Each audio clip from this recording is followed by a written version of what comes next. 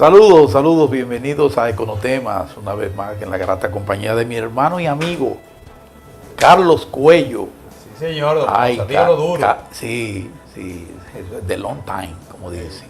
Miren, señores, vamos a hablar. La Comisión Económica para América Latina, se cayó una taza, olvídense de eso. Miren, la Comisión Económica para América Latina, la CEPAL, dio a conocer un informe sobre el desempeño de la economía en la región, evaluando, ya había evaluado antes, una economía que en toda América el promedio era negativa, ya por lo menos subió alguito, pero ahí está República Dominicana y Panamá, y entonces dio sus números sobre eso. Pero por otro lado, aquí en el país, nosotros tenemos un componente importante, que son los ingresos del Estado en el primer semestre del año, cómo ha estado eso con relación a lo presupuestado, al presupuesto. Esas son dos informaciones que ameritan que una mente brillante, como la de mi amigo Cuello, la comparta con nosotros, cómo él ve esos dos escenarios. Cuando volvamos, entonces vamos a dar los detalles de esos dos informes y discutimos aquí, para que ustedes vean por dónde andamos en materia económica. Volvemos.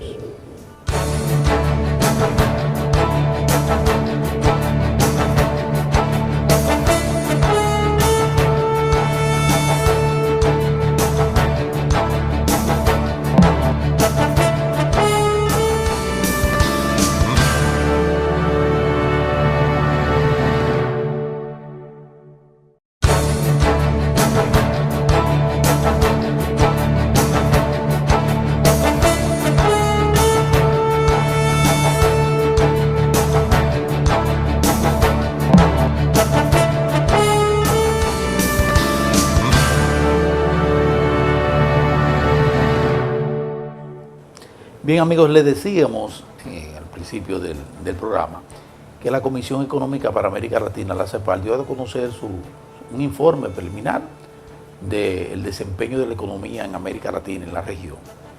Y una vez más, porque es así, la República Dominicana vuelve a encabezar Cuello el crecimiento, el PIB, colocándolo, o sea, de acuerdo a la proyección de la CEPAL, en 5.4. Y Panamá en segundo lugar con 5.2. La región superó el déficit que tenía, que estaba negativo, y ya se coloca en 2 puntos y algo por ciento, me parece.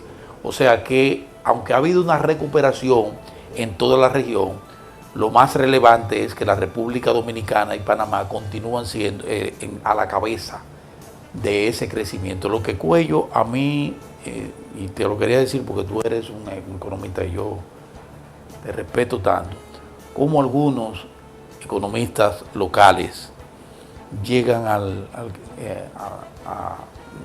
sin el argumento, digo yo, porque a poner en tela de juicio el cuestionamiento de la forma en que se hacen los levantamientos en el Banco Central, que es el que tiene los instrumentales para eso, y dicen que no, que son informaciones que no se corresponden con la realidad, y entonces tienen que verse con organismos que como este, ya es el tercero, porque ya lo hizo el Fondo Monetario Internacional, ya lo hizo el Banco Mundial, y ahora viene y lo dice la CEPAL, y todos van en una misma dirección del liderazgo del crecimiento de la economía. Vamos a empezar por ahí, como tuviste ese informe de...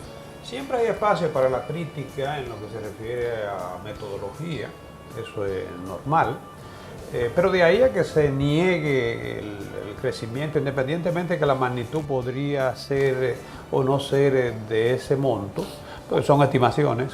Sí, porque aquí yo creo que va a terminar incluso en 7. No, siempre las cifras económicas son estimaciones. Cuando se habla en el Producto Interno Bruto que se produjeron 20 millones de huevos, nadie contó uno por uno los huevos, ni es necesario tampoco, ¿no? Sí. Entonces siempre puede haber crítica metodológica, pero negar que la economía dominicana ha experimentado un crecimiento en los últimos tiempos, yo creo que es una mezquindad, porque el crecimiento está a la vista. Eso se nota. Y en materia agropecuaria, por ejemplo, el hecho de que no hayamos tenido escasez de ningún producto, de que haya abastecimiento en los mercados, y hoy ha aumentado 10 millones el excedente de productos alimentarios. Claro. Entonces, igualmente de toneladas. La ganadería también. O sea, digamos que hay una autosuficiencia alimentaria. Esa es la realidad. De alguna manera, la economía pues tiene que estar registrándolo, ¿no? Claro. En el caso del documento que tú te refieres de la CEPAL, Comisión Económica para América Latina, el documento es Panorama Económico de la Región Latinoamericana y Caribeña. Recuérdate que nosotros analizábamos al cierre del año 2017 el balance preliminar. Este ya es un estudio definitivo, sí, donde se ratifica, se revisan las cifras con las proyecciones que se tenían a diciembre, y ahí obviamente todo lo que se refiere a las cifras de la economía dominicana salen ahí ratificadas, o sea, el crecimiento que se desaceleró y terminó en 4.2, el nivel de inflación que quedó ligeramente por encima de la media, los factores que incidieron en el crecimiento de la economía. Sí. Entonces, todos estos elementos lo destaca el documento de la CEPAL, y además hace una proyección para el año 2018, sí, revisando sus cifras iniciales. Claro. En este caso, lamentablemente, las cifras de crecimiento de la región latinoamericana y caribeña fueron revisadas a la baja. En el mejor de los escenarios, 1.5% de crecimiento. El año pasado fue 1.2%. Sí. O sea, eso es para la región en conjunto. Una ligera mejoría. Naturalmente, exacto, ahí inciden lo que es hay factores que la economía grande. Por ejemplo, Venezuela está hablando de que va a caer en un 12%. Sí. Vi una noticia de que la producción de petróleo está en 1.4 millones de barriles de petróleo por día, con una infraestructura que ha colapsado, ¿no? Sí. Según lo que vi en esa noticia, ese nivel de producción se sitúa a los años 40. Y Argentina ha tenido sus problemas. Argentina ha tenido sus problemas dentro de lo que es un proceso de reordenamiento de la economía, ¿no? Y bueno, Brasil tampoco ha sido muy afortunado. México ha tenido un crecimiento muy lento. Son las economías que más pesan. Exactamente. En la región.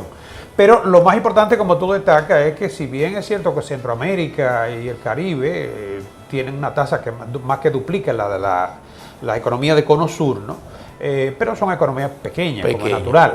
Ahora, en ese contexto donde está la República Dominicana, estamos hablando de que, como tú bien destacabas, cabeza el crecimiento, es puntera dentro de lo que es el crecimiento de la región. Esa es la realidad. Y conjuntamente con Panamá, que está ligeramente por debajo, ¿no? Panamá, que es una gran economía, muy dinámica. Claro, sobre todo eso son proyecciones de la CEPAL, probablemente cortada a mayo o antes de que nosotros hubiésemos tenido la del Banco Central, que son muy superiores a la de la CEPAL. 6.6%. Exacto. Entonces, yo creo que eso es un buen indicador, eso vende, como dicen, sí, porque cualquier inversionista, fíjate que uno de los impulsores del crecimiento de la economía dominicana ha sido la inversión, y dentro de la inversión extranjera. Sí, lo que te indica a ti que hay señales muy positivas para los inversionistas, no solamente los locales, sino también el capital extranjero, ¿no? Entonces, el economista Carlos Cuello dice que, tomando en cuenta quién dice las cosas y los instrumentales que se usan para eso, porque esos organismos sí están preparados para hacer eso. Ellos validan sus informaciones. Ellos validan muy bien sus informaciones. De hecho, son los que diseñan. Y el propio Banco Central es el único que tiene aquí los instrumentos, el personal, para hacer una evaluación de toda la economía. Esa es la realidad. Nosotros quisiéramos tener, a mí me gustaría que, por ejemplo, esas organizaciones privadas tuvieran herramientas suficientes para establecer comparaciones. Eso sería saludable. Pero fíjate que eso es costoso. Fíjate que eso no es fácil. Fíjate que esas metodologías son diseñadas por organismos internacionales. Sí. Porque no se trata solamente de medir el crecimiento de la economía dominicana con una contabilidad local. Se trata de que con el elemento comparativo con otras economías. Con el mundo, con la economía del mundo. Por supuesto. Entonces tiene que tener cierta similitud de la metodología. Mira, Carlos, entonces entrando en otro tema, vámonos con el asunto de los ingresos. Déjame terminar con esto, porque hay todavía alguna que otra nebulosa en lo que es el resto del año, ¿no? Que lo resalta la CEPAL, como es el precio del petróleo, que va a impactar, de hecho está impactando. En la inflación y en el tipo de cambio, que aunque han estado entrando divisas, pero la realidad es que la demanda de divisas es cada vez mayor por las exigencias de un precio de un petróleo más caro. Aunque por suerte el uso del petróleo, del combustible y sus derivados ha ido disminuyendo también en el país. Por ejemplo, en el sector eléctrico eso ha ido disminuyendo algo, que eso es importante. Y hay que continuar ahí con el transporte, por ejemplo, entre otros factores que hay que ir reduciendo el uso del petróleo, porque fíjense cómo lo encarece todo. Mira, como yo te decía, que vi ahí una información que me enviaste muy bien. Hablando de transporte. Hablando de transporte. Vi una información ahí, que el Tribunal constitucional, última instancia, última instancia, le dio derecho de causa a los sectores, entre los cuales estamos nosotros, por ejemplo, encabezado por el CONEP, que no puede ser que haya un monopolio en el transporte de carga, de pasajeros, de todo. Sí. Pues entonces, yo creo que abarca todo lo que es transporte. Sí, ya hubo una sentencia.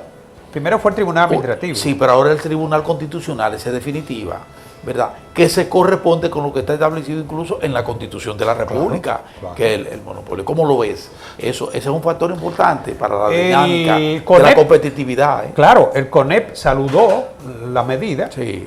Era una vieja lucha del CONEP, que había sido, incluso muchos de los empresarios habían sido víctimas de sabotaje y de crímenes incluso organizados. Sí. Y en algunos casos, tú recordarás, en los hoteles del este, con los autobuses, los hoteles para garantizar el transporte, la calidad, fueron poco menos que saboteados. Sí. Hay un caso que no sé si tú lo recuerdas, de unos niños que venían de Boca Chica para la Feria del Libro.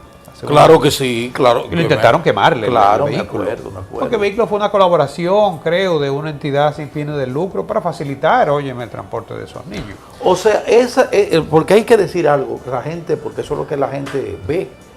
Cada vez que esta gente quería, si no estaban de acuerdo o si veía que algún empresario tenía la iniciativa de tener su propio transporte, le marchaban al empresario. Y si no era suficiente con eso, entonces paraban el transporte de carga en el país. Es que el monopolio encarece los servicios. Y lo encarece todo. Pero además, los propios trabajadores, si esos choferes pertenecieran a alguna empresa, tú puedes estar seguro que van a tener su seguridad social, van a tener una serie de monumentos todo, garantizados. Sí. Pero en lo que ha sucedido con este monopolio, en manos de... Es que daña a los propios transportistas. No, que ellos, los que dirigen los monopolios, se han hecho millonarios. Sí, porque son dueños. Millonarios. Son dueños de y le alquilan los vehículos y obviamente no le garantizan lo que le garantizaría una empresa a ese formal, todo lo que tiene. Claro, entonces ahí viene una lucha, ya por lo menos se ganó causa, ¿no? Y lo que se espera es que primero se logre mayor eficiencia en los servicios de transporte. Exactamente. Porque si una empresa puede proporcionar sus servicios con vehículos en condiciones. Claro. Y que compitan. Claro. Ellos quieren que compitan. No van a competir, tú lo sabes. Porque uno de los problemas que tenemos, y por eso es la preocupación del CONEP, es que el país ha perdido competitividad porque el costo de los fletes locales, en ocasiones, sale más alto que el de los transportes marítimos. Así es. Y a veces en condiciones que no son las mejores, porque la flota de vehículos cuesta dinero cambiarla. Sí. Y no todos los vehículos que utilizan los sindicatos están en las condiciones más apropiadas. Y eso también encarece los costos. Claro. Miren, cuando regresemos, entonces vamos a venir con otro tema interesante, que es el de los ingresos del Estado.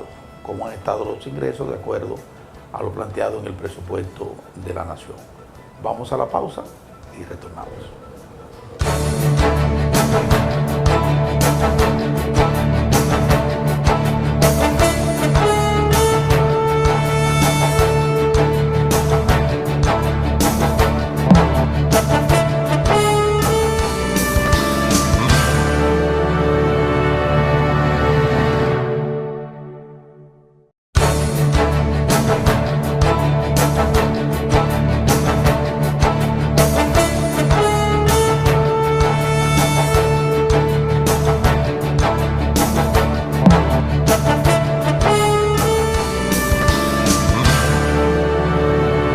Este es un tema que a mí me ha apasionado siempre, porque yo siempre he visto con preocupación el asunto de un Estado que quiere hacer cosas, que hace cosas, pero que le falta dinero para hacer más y para responderle a una población que cada día, es normal, aumenta su demanda y su reclamo de que las cosas se hagan. Entonces, hay un informe, Carlos, que establece que hasta el momento, durante los primeros 6 meses del año, los ingresos del Estado apenas alcanzan el 50%. La mitad del año. La mitad del año, exacto, el 50%. Eso proyecta, se supone, ¿verdad?, que eso deberá... ¿Cómo se proyecta eso para ver cómo vamos a terminar el año? Vamos a terminar el año buscando ese otro 50% pueda alcanzarse, que podamos responder a eso, porque he visto que las dos oficinas principales recaudadoras han ido bien. Aduana con más de un 20%. Y DGI. Y el DGI cumplió su meta en un 99.9% en sus ingresos. No solamente eso. Pero seguimos quedándonos cortos con el presupuesto. Pero en los primeros 7 meses del año, la DGI dice que lleva un 12.5% por encima. Por encima. Recuérdate que fue en mayo cuando entraron en vigencia los nuevos comprobantes. Los nuevos comprobantes. Y justamente, y no es casual, que no han dado ahí. No es casual. Lamentablemente lo habían distorsionado, que la DGI se veía la necesidad de poner en orden la casa porque había Hay muchas distorsiones. Sí, ese es el problema. Entonces, con los nuevos comprobantes fiscales, pues lógicamente ha habido más control y las recaudaciones del ITEVI sobre todo son las que se han visto más favorecidas. Y la aduana atacando mucho el contrabando también ha mejorado sustancialmente. Entonces el hecho de que el gobierno tenga justamente su meta cumplida, la cumplió, está cumplida la meta, 50. Un 100%, o sea, estamos hablando de que el presupuesto con ingresos nacionales son 603 mil millones, 603.8, ¿no? Y las recaudaciones andan por los 303 aproximadamente, o sea que prácticamente cubierto. Recuérdate que aunque el presupuesto de 800 y tantos millones, los 200 y tantos son fuentes externas, que no necesariamente quiere decir que sea todo nuevas deudas, sino que se financia porque están incluidas en el presupuesto las deudas que se van a pagar, pero también se van a negociar otras deudas. Entonces, hasta cierto punto se está neteando, ¿no? Habría que netear. Lo que sí es una carga fija son los intereses. Lo que yo quisiera que tú me explicaras un poquito es cómo es que, entonces, viéndolo así, de que los ingresos se han cumplido las metas con ese 50% en el primer semestre de los ingresos, ¿no haría falta reforma fiscal?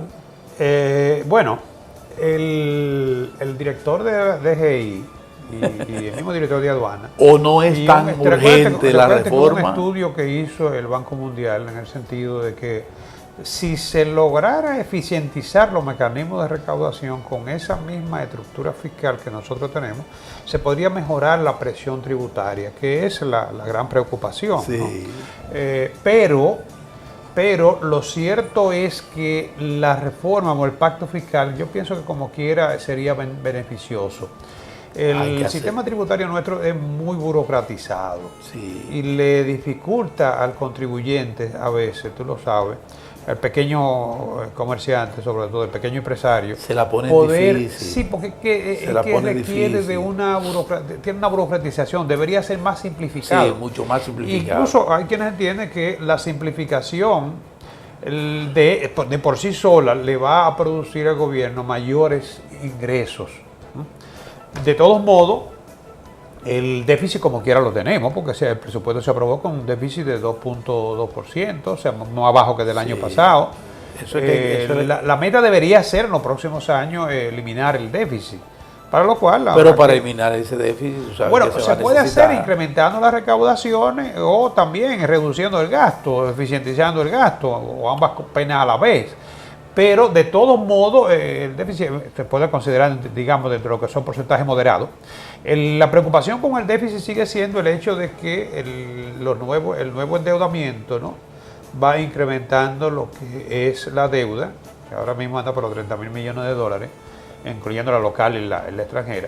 Y obviamente, en la medida que se incrementa la deuda, el costo financiero de esa deuda, como parte de lo que son los desembolsos del presupuesto, pues se va a incrementar. Pero además, como gran parte de esa deuda es privada en los mercados de valores, en la medida en que las tasas en los mercados internacionales suben. Y el otro componente, el de las exenciones, por ejemplo, ese es un componente importante que tendríamos que tomar en cuenta a la hora de ver cómo nosotros le marchamos a ese déficit, porque en el presupuesto, digo, porque nosotros estamos hablando de cerca ¿de cuánto? Más de 200 mil millones. Se habla de un 6%. No, de 240 mil millones se habla de un 6%. De pesos. Eso es mucho dinero, cuello. Sí, pero hay que revisar. Yo no estoy diciendo de eliminar, o sea, de las exenciones, de modo alguno. Yo creo incluso que hay sectores que merecen incluso mayor incentivo. Sí, porque aunque pero hay otros sectores que ya superaron el momento ese difícil, ya lo superaron. O sea, y creo que eso habría que revisarlo. Sobre todo que hay algunos sectores que si bien la exención en un primer momento, y eso sucede en la industria naciente, ¿no?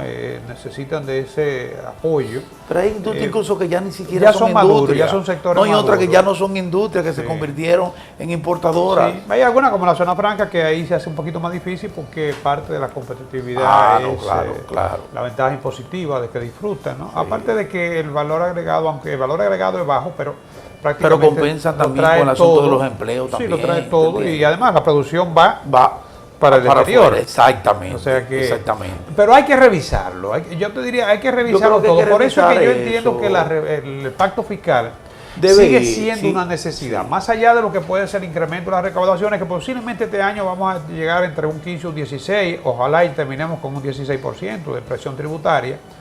Pero sabemos que las necesidades de la población para garantizar una mejor redistribución del ingreso siguen siendo crecientes. Se anota definitivamente a las autoridades y qué bueno que así sea, ojalá podamos seguir así. Se anotan 2 puntos buenos, un informe como el de la CEPAR es un informe auspicioso, ¿verdad? En estos días incluso hubo un informe interesante de esta firma que tiene que ver con la estimación de cómo van las economías en el país, que hablaba del endeudamiento, que aunque decía que sí, una calificadora de riesgo. Una calificadora de riesgo que vamos bien, pero llamando siempre la atención, pero cuidado. Siempre cuidado con no excederse, Sí. Y por otro lado está esto, el desempeño con el asunto del presupuesto y los ingresos del gobierno. Mira, esta semana se produjo una reunión en el Banco Central entre el gobernador, el ministro de la Presidencia, el ministro de Hacienda también. Sí. Fue una reunión extraña esa. Sí, no se había producido parece eso. que el tema central fue con la banca hipotecaria, la banca de la finanzas. Con el asunto del déficit de vivienda. Asociaciones, sí, para poner mucho énfasis y preocupación por agilizar los recursos que salgan rápido. Sobre todo la vivienda económica. Sobre todo la vivienda económica. La vivienda alta, yo pienso que nosotros podríamos estar llegando a un nivel de saturación. Pero hay que facilitar la cosa y ese ahí vamos. Porque acuérdense, un déficit de más de 1 millón de viviendas, 1.200.000 viviendas. No, y hay que ver la calidad de las viviendas también, porque hay muchas viviendas que son vulnerables, que ameritan de mejora o cambio. Vamos a seguir tirando para adelante. ¿Cuándo? Pollito. A la semana que viene. Sí, claro. Nos vemos, bye.